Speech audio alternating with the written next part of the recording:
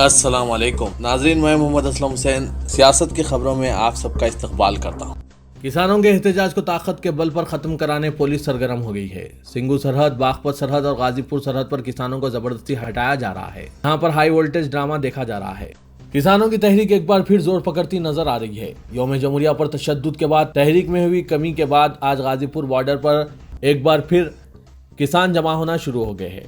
Rakesh ticket نے کہا کہ آنسوؤں کے سیلاب نے کسانوں کو زندہ کر دیا ہے۔ مغربی اتر پردیش اور ہریانہ کے مختلف علاقوں کے کسان غازی پور بارڈر پر جمع ہونا شروع ہو گئے ہیں۔ دہلی کے مختلف سرحدوں پر کسانوں کی تحریکیں شروع، دوسری طرف لوگ جمعے کی صبح سے غازی پور بارڈر پر جمع ہونا شروع ہو گئے ہیں۔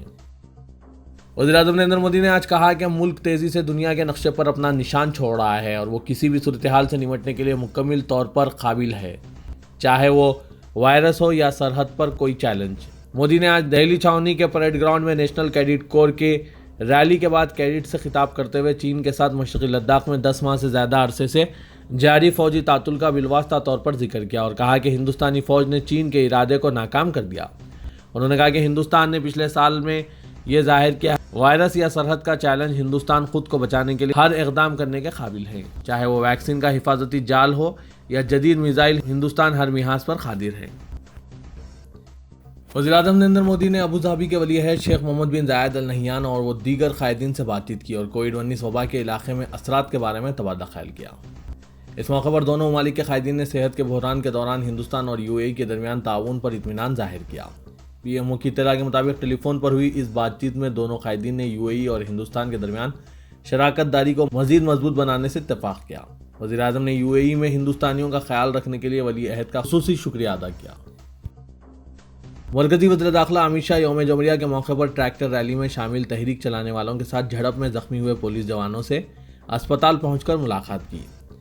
امت شاہ تیرتھ رام اسپتال اور سروشت ٹراما سینٹر گئے اور وہاں زیر علاج پولیس جوانوں سے ملے۔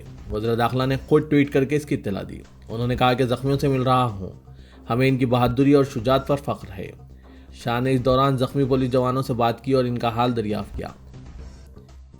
دہلی پولیس نے ٹریکٹر ریلی کے دوران دارالحکومت کے مختلف علاقوں میں ہوئے تشدد کے سلسلے میں 20 کسان قائدین کے خلاف لک آؤٹ نوٹس جاری کیا ہے۔ پولیس کی جانب سے جاری کردہ لک آؤٹ نوٹس میں کہا گیا ہے کہ جن قائدین کے خلاف یہ نوٹس جاری کیے گئے ہیں ان کے پاسپورٹ ضبط کرنے کا عمل بھی جلد ہی شروع کر دیا جائے گا تاکہ تشدد کا کوئی بھی ملزم ملک سے باہر نہ جا سکے۔ دہلی پولیس نے منگل کو ہوئے تشدد کے لیے میدھا پاٹکر، بوٹا سنگھ، درشن پال، راکیش ٹکیٹ، راجندر سنگھ، بلبیر سنگھ، یوگیندر یادو، جوگیندر سنگھ ساہا سمیت 37 کسان قائدین کے خلاف ایف آئی آر درج کی ہے۔ ان قائدین کے خلاف تعزیرات ہند کی مختلف دفعات کے تحت مقدمات درج کیے گئے ہیں۔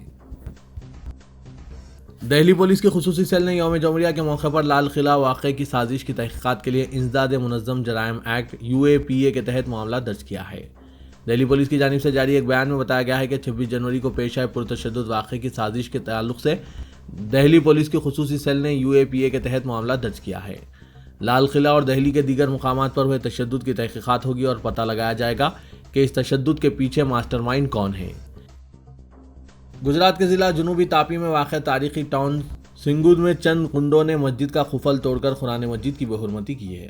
قرآن مجید کے کئی نسخوں کو آگ لگائی اور دیگر کتابوں کو بھی جلایا۔ پولیس انسپکٹر ایس سی روہل نے کہا کہ کسی کو بھی گرفتار نہیں کیا گیا، البتہ نامعلوم افراد کے خلاف ایک ایف آئی آر درج کی گئی ہے۔ گجرات مائنورٹی کوآرڈینیشن کمیٹی کے کنوینر مجاہد نفیس نے چیف منسٹر وجے روپانی کو مکتوب لکھتے ہوئے اس واقعے کے خلاف احتجاج کیا اور قاتلوں کو سخت سزا دینے کا مطالبہ کیا۔ یہ واقعہ ریاست میں امن درہم برہم کرنے کی کوشش ہے۔ جماعت اسلامی ہند گجرات کے سیکریٹری واصف حسین نے اس واقعے کی مذمت کی اور کہا کہ قاتلوں کو فوری سزا دینی چاہیے۔ 10 دن قبل ہی ضلع کچھ میں فرقے وارانہ فساد پھوٹ پڑا تھا۔ وی ایچ پی کے جلوس کے دوران تشدد سے ایک شخص ہلاک ہوا تھا۔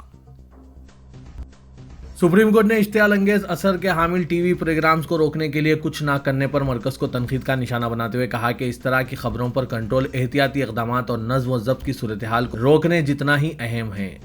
26 جنوری کو دہلی کے بعض علاقوں میں انٹرنیٹ کی معطلی کا حوالہ دیتے ہوئے عدالت نے غیر جانبدارانہ اور حقائق پر مبنی رپورٹنگ کی ضرورت پر زور دیا اور کہا کہ مسئلہ اس وقت پیدا ہوتا ہے جب اس کا دوسروں کو بھڑکانے کے لیے استعمال ہوتا ہے۔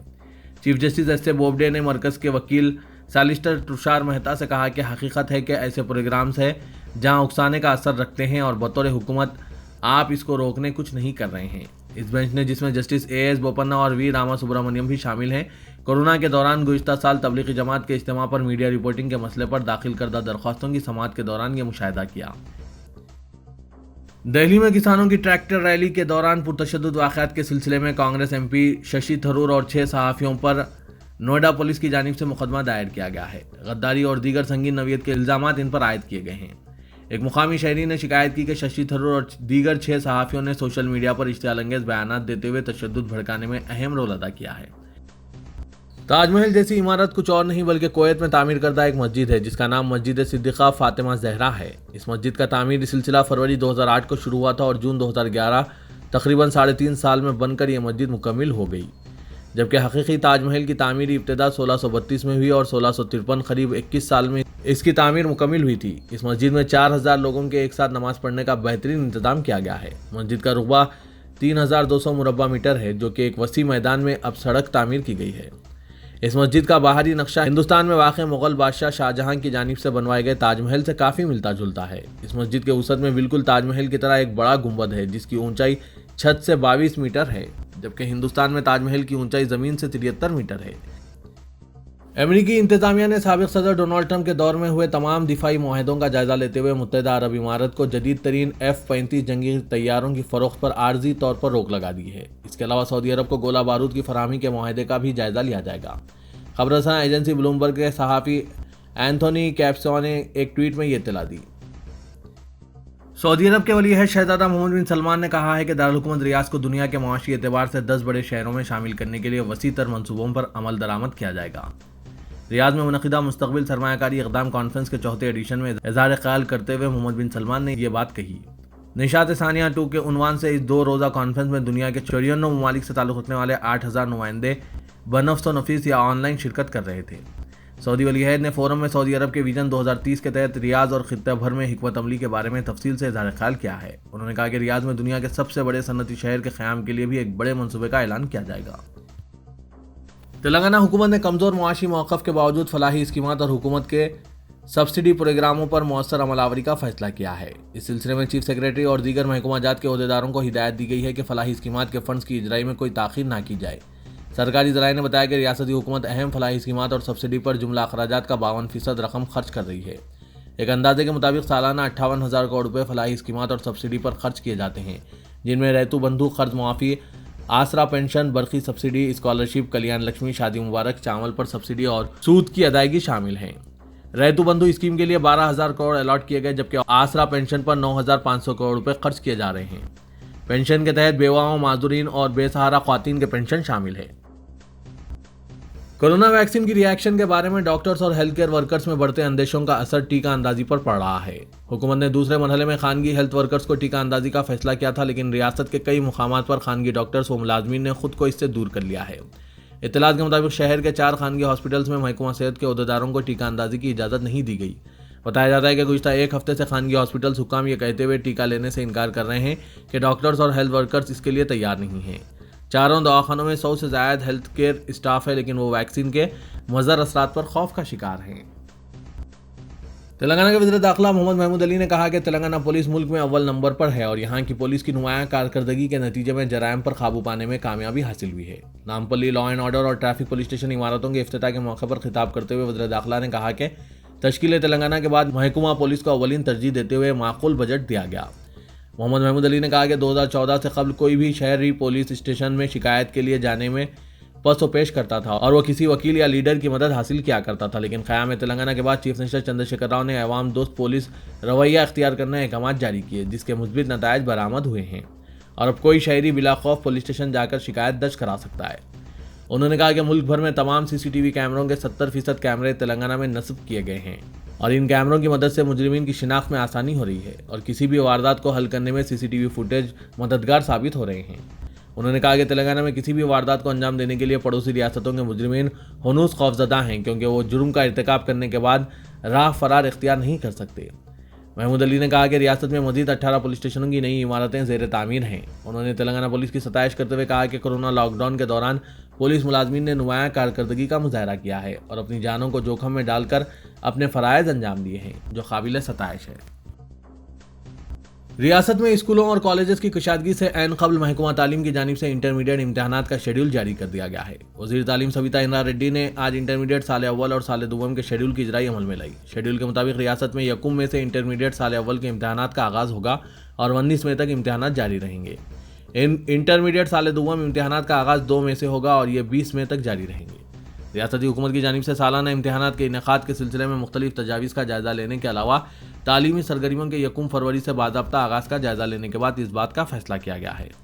انٹرمیڈیٹ سال اول کے امتحانات کے دوران ایک دن میں ایک ہی امتحان منعقد کیا جائے گا اور سال اول کے امتحانات جو کہ یکم میں سے شروع ہونے جا رہے ہیں، پہلے دن زبان دوم کا پہلا پرچہ ہوگا جبکہ 2 مئی کو زبان دوم کا دوسرا پرچہ منعقد کیا جائے گا۔ ریاستی وزیر نے بتایا کہ امتحانات کے اوقات کار صبح 9 تا 12 بجے دوپہر ہوں گے۔ انٹرمیڈیٹ امتحانات کے شیڈول کے مطابق پریکٹیکل امتحانات 7 تا 20 اپریل منعقد کیے جائیں گے۔ راجندر نگر پولیس کی مبینہ حملے میں ایک نوجوان زخمی ہو گیا۔ محمد ندیم ساکن حافظ بابا نگر خانگی ملازم آج رات ملازمت کے بعد مکان واپس ہو رہا تھا کہ پلر نمبر 134 کے پاس پولیس تلاشی چل رہی تھی۔ ندیم نے ہیلمٹ نہیں پہنا تھا۔ ندیم نے پولیس سے بچ کر نکلنے کی کوشش کی، تاہم ایک ملازم پولیس نے اس کا تعاقب کرتے ہوئے لاٹھی سے حملہ کر دیا جس سے ان کے منہ اور ناک پر زخم آئے۔ ندیم نے راجندر نگر پولیس اسٹیشن پہنچ کر کانسٹیبل کے خلاف شکایت درج کروائی ہے۔ ٹی آر ایس کے کارگزار صدر و وزیر بلدی نظم و نسق تارک راما راؤ نے ریاست کے نوجوانوں کو ایک خوشخبری دیتے ہوئے کہا ہے کہ بہت جلد بے روزگار نوجوانوں کو الاؤنس دینے کا عمل شروع کیا جائے گا۔ اس سلسلے میں 2-3 دن میں چیف منسٹر چندر شیکھر راؤ اعلان کرنے والے ہیں۔ انہوں نے کہا کہ ٹی آر ایس پارٹی نے انتخابات میں ریاست کے بے روزگار نوجوانوں کو ماہانہ الاؤنس ادا کرنے کا وعدہ کیا تھا۔ یہ وعدہ اب بہت جلد پورا ہونے والا ہے۔ انہوں نے آج تلنگانہ بھون میں محکمہ برقی میں کام کرنے والے ورکرز کے ایک اجلاس سے خطاب کرتے ہوئے یہ بات کہی۔ اس موقع پر وزیر برقی جگدیشور ریڈی اور دوسرے موجود تھے۔